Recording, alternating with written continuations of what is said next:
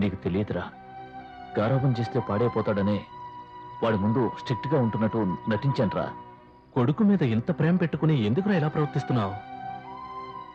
వాడు నన్ను అర్థం చేసుకోకపోయినా పర్వాలేదురా, వాడి ఫ్యూచర్ బాగుండాలి, అదేరా నా ఆశ.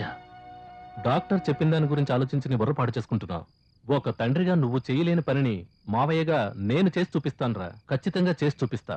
మొళయేళ్ల మంత్రవాది, కలకత్తా కాళీ, మలక్పేట బాబా వీళ్ళెవరూ వదిలించలేని దెయ్యాన్ని నేను వదిలిస్తానురా, చూద్దుగానే.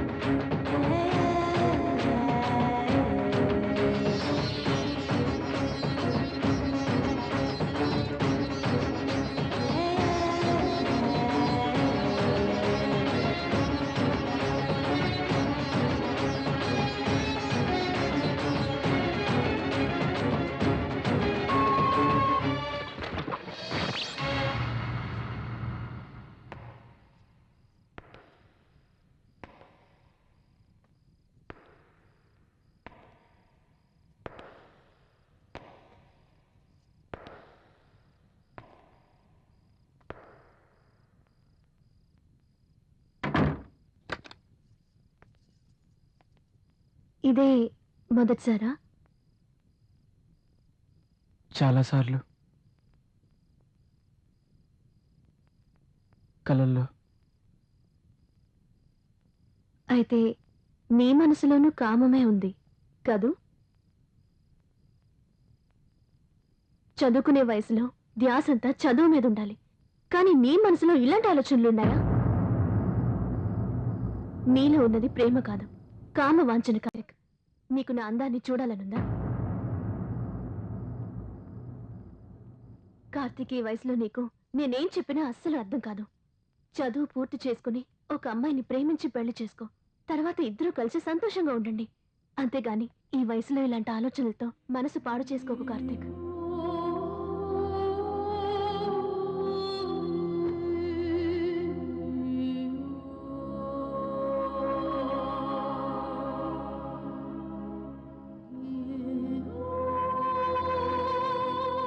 ఇంతగా చెప్పినా అర్థం కాకపోతే రా,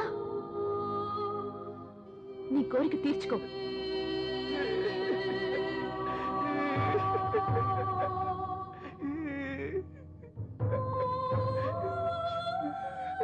రా, ఎంతమంది సుఖపడ్డారో తెలీదు, ఎన్ని మల్లెపూలు నలిగిపోయినాయో తెలీదు, ఎన్ని రాత్రులు గడిచినాయో తెలీదు.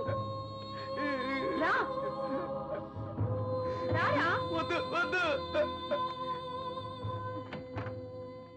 రేయ్ రేయ్. అక్కడ అమ్మాయి మాట్లాడిన మాటలు జెనిఫర్ అన్నట్టే అనిపించింది. తన కొడుకు కోసం ఏ తండ్రి చేయని పనిని మా నాన్న నా కోసం చేశాడు. ఆయన్ని తలెత్తి చూడాలంటేనే నాకు సిగ్గనిపిస్తోంది. అటువంటి తండ్రికి పుట్టడం నా అదృష్టం అనే చెప్పాలి. నేను చేసిన తప్పుల్ని తలుచుకుంటుంటే నా మీద నాకే అసహ్యంగా ఉంది.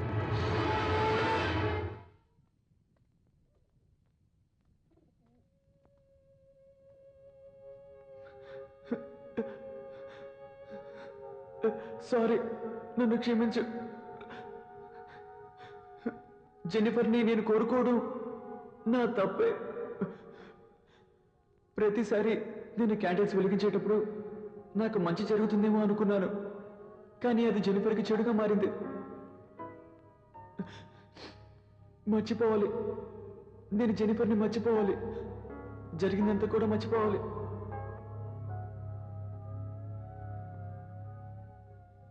నేను జెన్నిఫర్ని మర్చిపోయినా నువ్వు మాత్రం తన్ని మర్చిపోకు. జెన్నిఫర్ ఎప్పుడు బాగుండాలి, అర్థమైందా?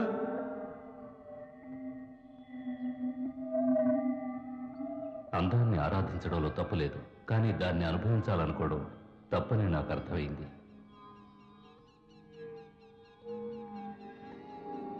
మనసు మార్చుకొని జెనిఫర్ జ్ఞాపకాలన్నీ నేను గాల్లో వదిలేశాను.